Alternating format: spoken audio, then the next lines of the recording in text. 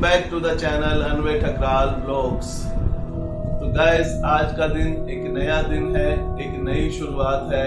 कुछ पॉजिटिव बात करते हैं, कुछ सीखने को मिलेगा आपको इससे।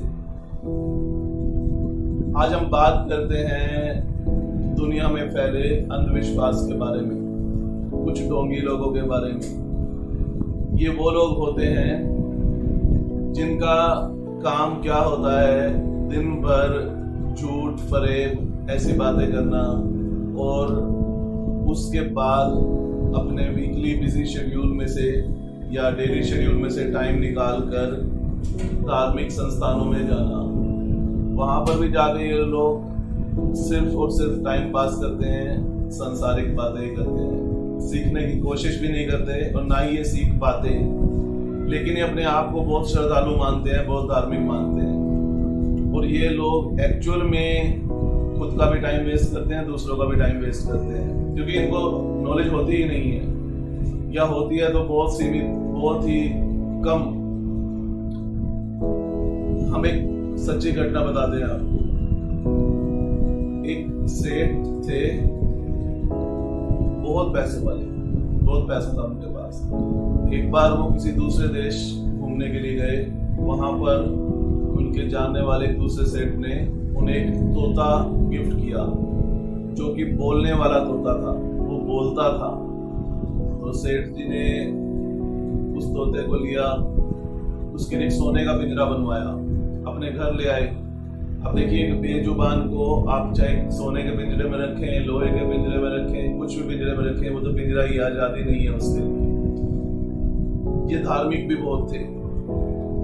यहाँ पर देखिए, इन्होंने वहां से एक बेजुबान को खरीदा या गिफ्ट में लिया, जो कि वहां भी कैद था।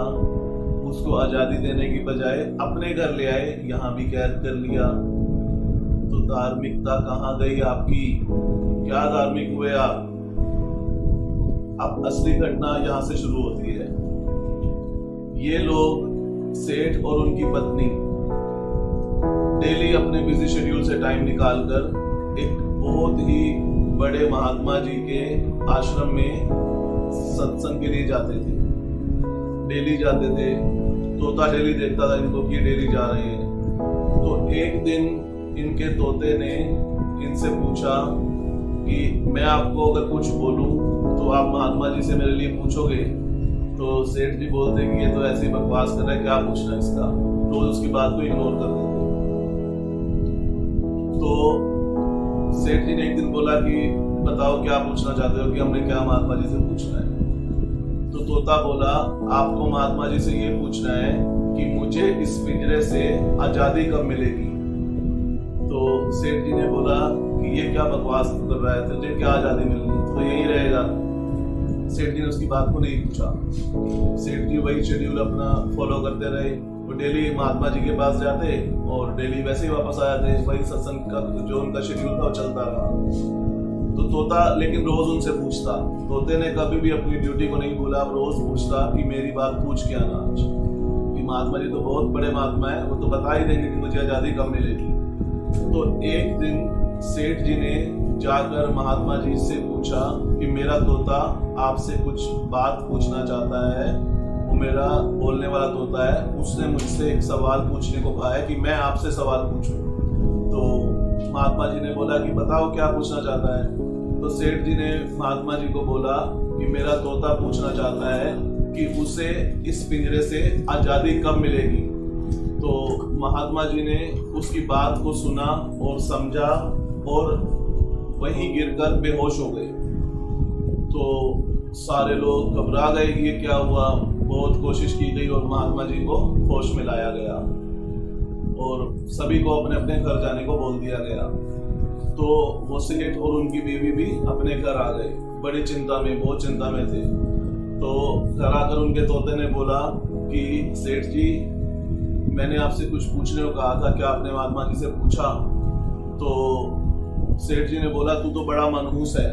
उसको गालियां निकाली, तू बहुत बेकार है, कि तूने ऐसा क्या बकवास पूछी। मैंने महात्मा जी से पूछा, महात्मा जी गिरकर बेहोश हो गए, वो नीचे गिर पड़े और गिरकर बेहोश हो गए और बहुत बुरा लगा हमें, तेरी वजह से सब कुछ हुआ। तो तोते ने वो बात सुनी और समझ गया। तो उसके बाद क्या हुआ कि अगले दिन सुबह जब सेठ और उनकी बीवी सोकर उठे तो उन्होंने देखा कि पिंजरे में जो तोता था वो गिरा पड़ा था, उसमें जान नहीं थी। तो सेठ जी ने अपने नौकरों को बुलाया, सबको बुलाया कि बोला कि देखो मेरे तोते को क्या हो गया है। तो उन्होंने पिंजरे को खोला और उस तोते को वहां से बाहर निकाल के कुछ देर के लिए बाहर रखा। तो इतनी देर में तोता उड़ गया तो ऊपर चला गया, ऊपर बैठ गया। तो सेठ जी ने कहा कि तू तो मर गया था, तू तो बेहोश था, मर गया था, ये क्या हुआ।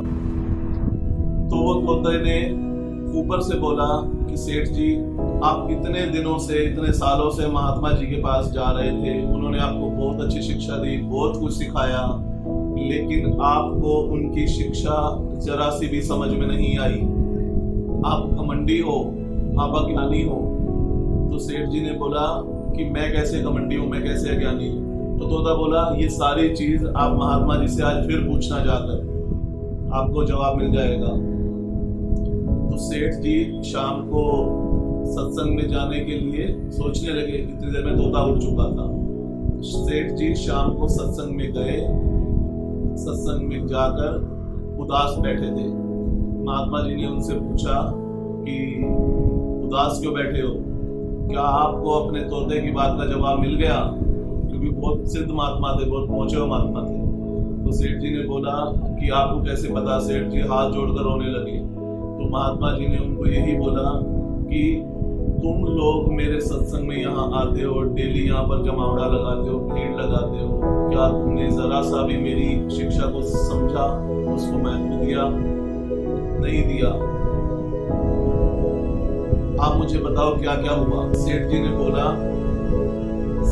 बोला कि मैंने आपसे जब सवाल पूछा कि मेरे तोते ने आपसे पूछने को कहा है कि मुझसे मुक्ति कब मिलेगी, तो आप गिरकर बेहोश हो गए।